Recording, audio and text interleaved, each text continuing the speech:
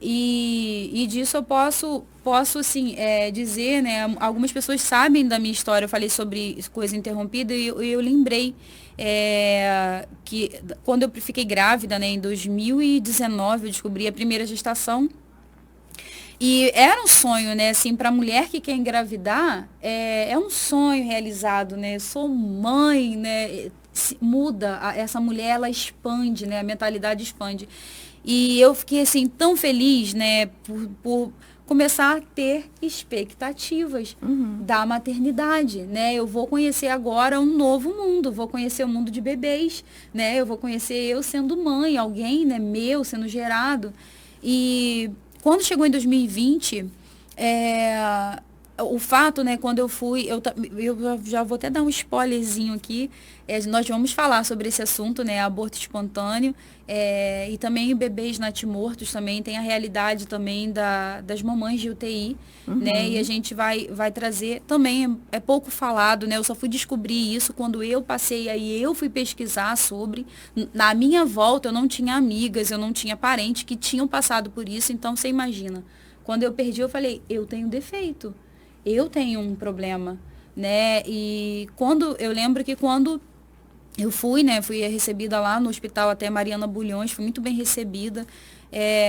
O médico foi muito sensível ao falar para mim, né? Quando ele botou, fez a ultrassom, ele procurou, eu já sabia que tinha alguma coisa errada. Ele procurou e ele guardou o aparelho, puxou a cadeira, sentou na minha frente e me chamou de mãezinha. Falou, mãezinha, não tem mais batimento cardíaco e mais nada. E eu juro que eu flutuei, assim, você não cai, né, na realidade. A minha ficha não caiu naquele momento. A E gente entra num vazio, né? entra num vazio. Eu não lembro como eu vesti roupa, se eu botei roupa, quanto tempo, que horas que era, se eu tinha comido, se eu não lembro nem que dia que era.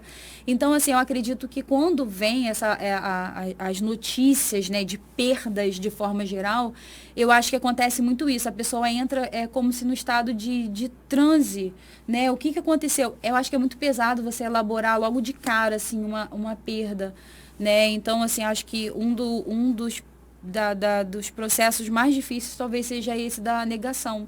E o segundo estágio, quando falam, é sobre a raiva, né?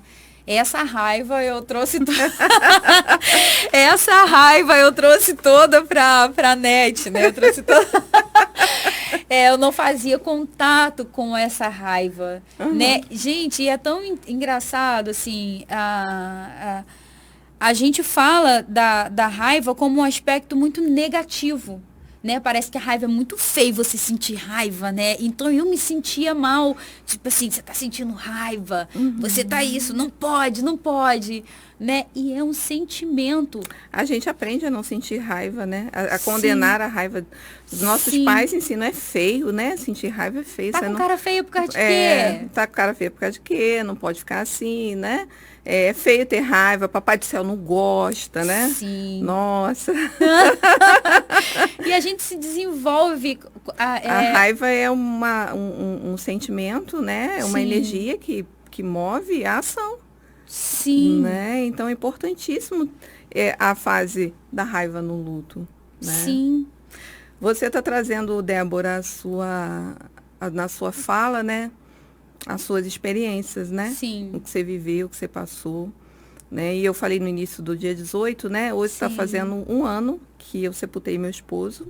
Uhum, Ele faleceu com 49 anos, sim. vítima do Covid, Uhum, né?